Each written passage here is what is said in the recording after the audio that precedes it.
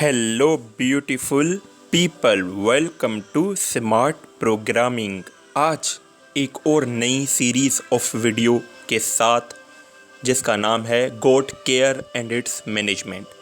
तो आइए डिस्कस करते हैं पहली डिजीज़ को, एंटीरोटॉक्सीमिया। क्या आप जानते हैं कि जो ब्लडी डायरिया होते हैं गोट्स के अंदर और सडनली यंग किड के अंदर डेथ हो जाती है due to overeating of grains, तो ये कौन सी बीमारी है, इसके डायग्नोसिस वगैरह कैसे की जाती है, इन सब के बारे में तो आइए डिस्कस करते हैं। एंटीरोटॉक्सीमिया, जिसका दूसरा नाम है pulpy kidney disease. Pulpy kidney यानी कि किडनी का कलर पल्पी हो जाता है। इसका तीसरा नाम है ओवर ईटिंग डिजीज़, यानी कि अगर हम लोग हद से ज़्यादा उसको मौका मिलता है गोट को कि वो फीड वगैरह चढ़ाई कर ले, रेयरिंग उसकी ग्रेजिंग कर ले, तब भी ये बीमारी हो सकती है।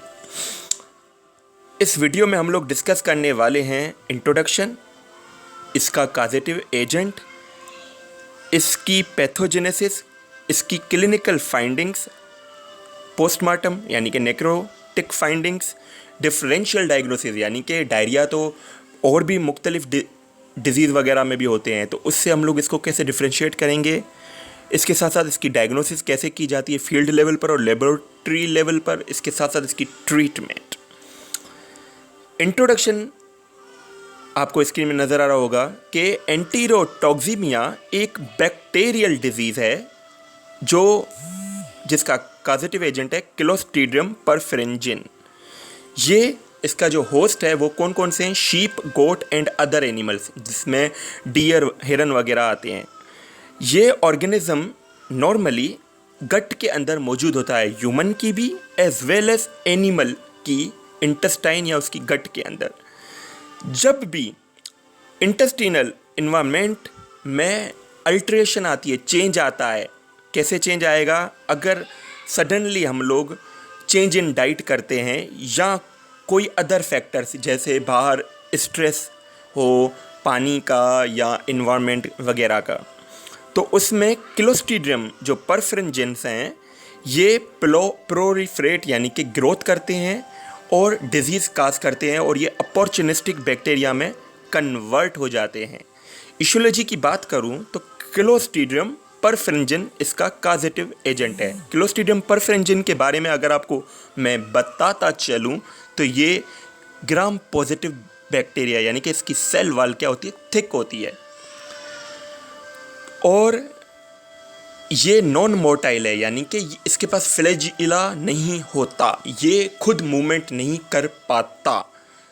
तो इंटरेस्टिंग होगी वीडियो आगे कैसे ये डिजीज़ काज करता है जब इसके पास फ्लैजिला ही नहीं है, कैसे ये ब्लड के अंदर पहुंचता है। स्पोर फॉर्मिंग बैक्टीरिया यानी कि इन केस अगर ये फीसेस वगैरह से डिस्चार्ज होता है तो इसके स्पोर्स लॉन्ग टाइम के लिए स्पोर इसके प्रिजर्व रह सकते हैं। टॉक्सिन प्रोड्यूसिंग यानी कि ये बैक्टीरिया क्या करते हैं, कुछ किस्म के टॉक्सिन्स प्रोड्यूस करते हैं जो डिजीज़ को वर्डुलेंस बनाते हैं। एनएरोबिक वर्ड का मतलब है, क्योंकि ये गट में रहते हैं, आपको पता है गट के अंदर ऑक्सीजन नहीं होती, तो ये एनएरोबिक बैक्टीरिया यानी कि विदाउट ऑक्सीजन अपने आप को प्रोलिफरेट कर सकते हैं। रॉड शेप यानी कि ये बेसिलस लाइक शेप इसकी होती है, रॉड की तरह बैक्टीरिया है बेसिकली ये। It is an obligate parasite, word का मतलब ये है कि ये जस्ट होस्ट के अंदर ही अपने आप को ग्रो करता है और मल्टीप्लाई करता है और डिजीज़ वगैरह काज करता है। रूमिनेंट डाइजेस्टिव सिस्टम का ये ऑब्लिगेट पैरासाइट है। ये ऑर्गेनिज्म फीसिस के थ्रू या किसी परसिस्ट सॉइल यानी कि अगर सॉइल पर आपने चारा फेंक दिया है वहाँ से एनिमल के अंदर आ सकता है और सर्वाइव भी कर सकता है लॉन्गर पीरियड ऑफ टाइम के लिए। 5 किस्म के क्लोस्ट्रीडियम परफेरेंजिन्स होते हैं जिसके नाम है ABCDE, जो मुख्तलिफ किस्म के टॉक्सिन्स प्रोड्यूस करते हैं जो ब्रैकेट में नाम लिखे हुए हैं नीचे, अल्फ़ा, बीटा, एप्सिलॉन, आयोटा वगैरह।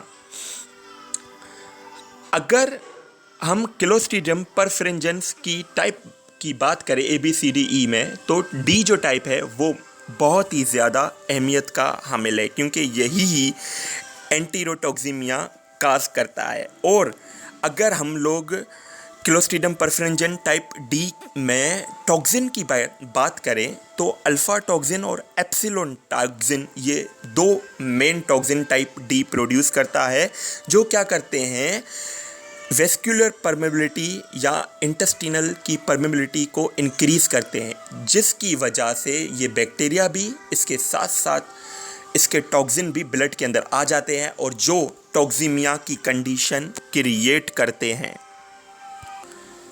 अब हम लोग डिस्कस करते हैं इसकी पैथोजेनेसिस। पैथोजेनेसिस में अगर हम लोग बात करें, जैसे ही क्लोस्ट्रीडियम परफेरेंजेंस टाइप डी गट के अंदर होता है विदाउट प्रोड्यूसिंग मच डैमेज, ये क्या करता है, सडन अगर इंजेशन हो जाती है readily fermentable CHO rich feeds, word का मतलब है प्रोटीन या स्टार्च रिच कंपाउंड। अगर उसको फॉर एग्जांपल अगर गोट हमारे पास फार्म में पड़ी हुई है और उसको आटा मिल जाता है, तो क्या करते हैं, ये जो स्टार्च है ये रूमन से आ जाती है एबोमेज़म और इंटेस्टाइन के अंदर, जहाँ पर ये अपॉर्चुनिस्टिक जो बैक्टीरिया क्लोस्ट्रीडियम परफेरेंजेंस टाइप डी होता है, ये अपने आप को प्रोलिफरेट करता है, मल्टीप्लाई करता है और टॉक्सिन भी प्रोड्यूस करता है।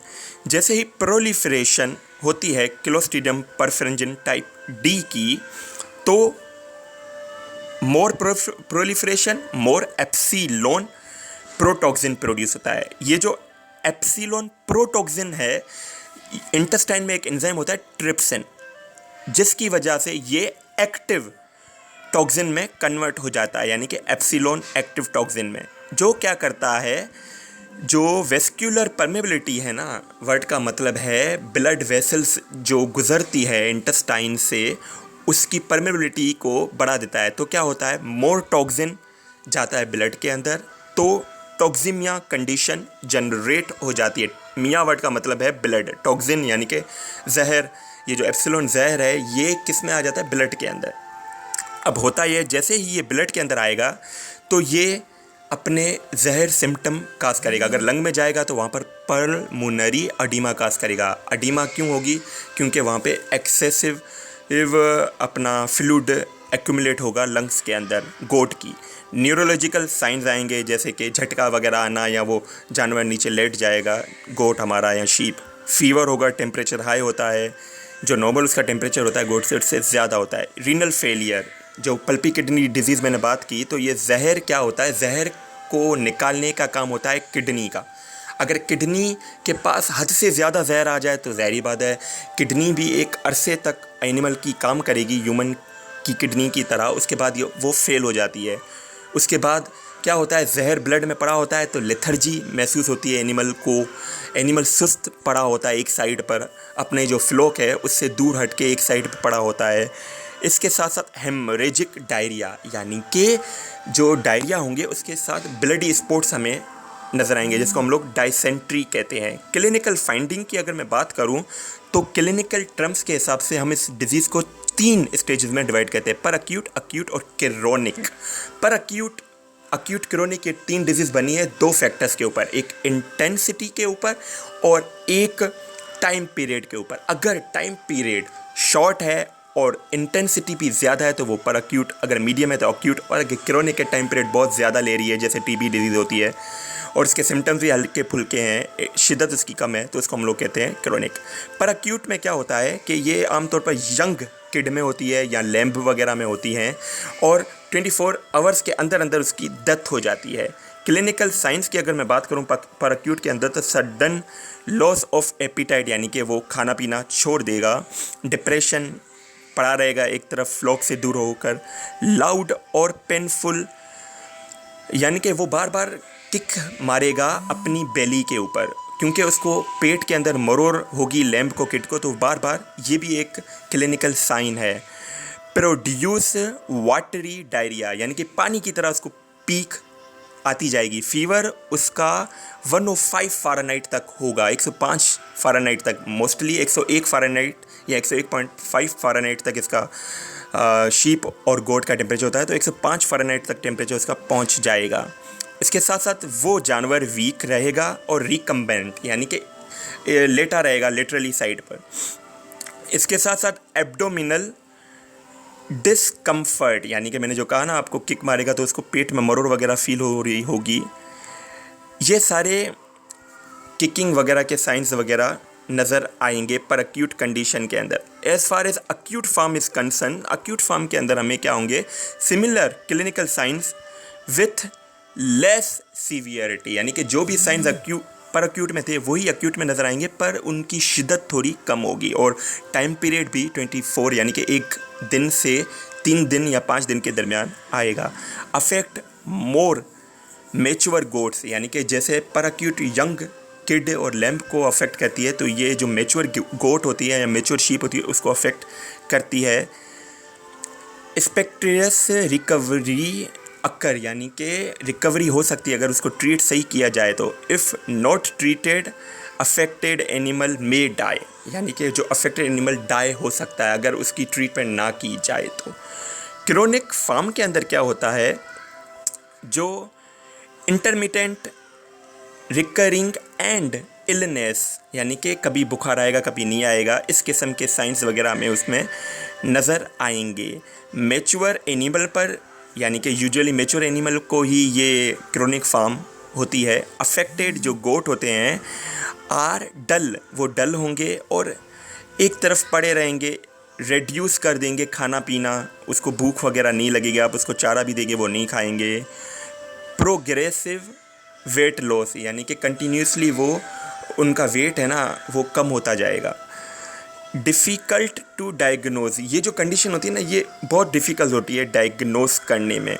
अब आते हैं इसकी नेक्रोसिस फाइंडिंग के ऊपर, यानी कि पोस्टमार्टम में जब भी लैम्प, किड, गोट या शीप, मैच्योर गोट शीप को हम जब देखेंगे तो ब्रेन के अंदर ओडिमा नज़र आएगी, पल्मोनरी ओडिमा में नज़र आएगी, जो मीजेंट्री लिम्फोइड है वहाँ पर हमें ओडिमा यानी कि प्रोटीनियस फ्लूइड, वाटरी फ्लूइड हमें नज़र आएगा। इसके साथ साथ इंटेस्टाइन के अंदर हमें एक्यूमुलेशन ऑफ यानी कि वहाँ पे एक्सूडेट होगा, जो इन्फ्लेमेटरी एक्सूडेट होता है वो, और नेक्रोटिक लीजन्स हमें नज़र आएंगे। डिफरेंशियल डायग्नोसिस की अगर मैं बात करूँ तो अब जैसे कि इसका जो मेन साइन क्या है वो है डायरिया, वाटरी या ब्लडी डायरिया। तो पर अक्यूट और अक्यूट कंडीशन को हम लोग रिलेट कर सकते हैं साल्मोनेलोसिस से, कोलीबैसिलोसिस से, इसके साथ साथ कोक्सीडियोसिस से, और क्रोनिक डिजीज़ को हम लोग जो साल्मोनेलोसिस जो टाइफाइड होती है उससे हम लोग कर सकते हैं डिफरेंशियल डायग्नोसिस, यानी कि स्किलफुल हमें टेक्निक के थ्रू इसको डायग्नोस करना चाहिए। ऐसा ना हो कि साल्मोनेला का इन्फेक्शन हो और हम इसको एंटीरोटॉक्सिमिया समझ पाए। इसके लिए हिस्ट्री का बड़ा अहम रोल होता है। हम फार्मर से पूछ सकते हैं कि भाई ओवर ईटिंग तो इसने नहीं की, या सडनली आपने राशन में चेंज तो नहीं किया वगैरह, और डायरिया की कंडीशन देखकर, इसके साथ साथ जो वेट लॉस वगैरह की कंडीशन देखकर। डायग्नोसिस का टूल ये है कि फील्ड के अंदर हम लोग सिम्टम्स देखेंगे, क्लिनिकल साइंस वगैरह जो भी पेशेंट में नज़र आएंगे, हिस्ट्री वगैरह पूछेंगे फार्मर से, क्लिनिकल पैथोलॉजी यानी कि डिजीज़ की कंडीशन वगैरह देखेंगे एनिमल को देखकर, आइसोलेशन ऑफ बैक्टीरिया, लैब में जाकर बैक्टीरिया आइसोलेट करेंगे कि क्लोस्ट्रीडियम परफेरेंजिन है या नहीं। इसके साथ साथ आइसोलेशन करेंगे टॉक्सिन की, टॉक्सिन इसमें कौन सा है, एप्सिलॉन है, अल्फ़ा है या बीटा वगैरह है। इसके साथ साथ हिस्टोलॉजी यानी कि स्लाइड्स वगैरह हम लोग बनाएंगे, तो फिर डायग्नोसिस हम ईजिली कर सकते हैं। ट्रीटमेंट की अगर हम लोग बात करें तो प्रोफिलैक्टिक मेजर्स में हम लोग वैक्सीनेशन करते हैं कि डिज़ीज़ आने से पहले, हमें पता है स्पोर फॉर्मिंग बैक्टीरिया है, जब भी इसको मौका मिलेगा बारिशों वगैरह में या ह्यूमिड सीज़न वगैरह में, तो ये अपने आप को अपना यानी कि फ्लॉक के अंदर बीमारी काज करेगा। तो हम लोग ETV के नाम से वैक्सीन आती है वो गोट के अंदर करते हैं, साल में शायद 1 दफ़ा तो लाजमी हम लोग इसको करते हैं वैक्सीन ETV की। इसके साथ साथ अगर हम लोग ट्रीटमेंट की बात करें तो ट्रीटमेंट के अंदर जो टाइप C है और टाइप D जो क्लोस्ट्रीडियम परफेरेंजिन्स है उनके खिलाफ टॉक्सिन्स बाइंडर्स आ गए हैं मार्केट के अंदर, वो हम लोग यूज़ कर सकते हैं फीड के अंदर। इसके साथ साथ जो इलेक्ट्रोलाइट और बाइकार्बोनेट का जो सॉल्यूशन आता है IV में, वो हम गोट में दे सकते हैं ताकि उसकी फ्लूइड थेरेपी हो। एंटीबायोटिक्स के अंदर मोस्टली एनरोफ्लॉक्सिसिन का बेहतरीन रिज़ल्ट शो होता है। इसके साथ साथ जो हमारा एक एंटी डायरियल सिरप आता है स्कोरेक्स के नाम से, वो भी हम दे सकते हैं ताकि डायरिया वगैरह बंद हो जाए। रिकवरी इजीली हो सकती है अगर जल्दी डायग्नोज हो जाए और बेहतरीन ट्रीटमेंट उसको दी जाए। आई होप ये मेरी छोटी सी कोशिश आपको ज़रूर पसंद आई होगी। मिलते हैं एक और बेहतरीन टॉपिक के साथ। टिल दैट टेक केयर, अल्लाह हाफिज़, गॉड ब्लेस यू ऑल।